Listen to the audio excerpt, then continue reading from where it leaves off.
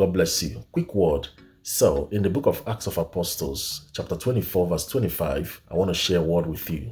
So, Paul was brought before the judgment, and they accused him before Felix, and Paul needed to defend himself. And the Bible said that Paul was talking to Felix about righteousness, of temperance, and of judgment.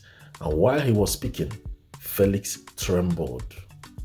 He trembled. And I want to ask preachers of our time, what kind of message are you giving to people that makes them comfortable in their sin?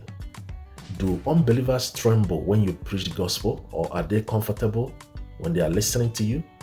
Because today in our generation, we are preaching to people in a way that they don't accuse you of being judgmental, because you don't want them to say, oh, you are being judgmental, therefore you don't say the truth. You have to preach the whole gospel. Tell them what it is, undiluted truth of God's word, so they can be convicted and give their lives to Christ. You are saying it with love, not with judgment, but you have to preach the truth.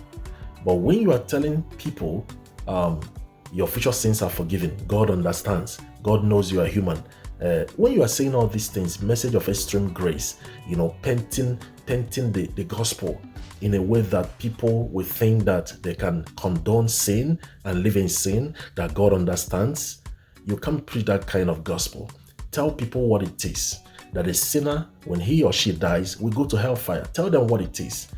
Now, Paul preached the gospel, and this king trembled. Paul was not afraid to tell the king the truth. The king trembled.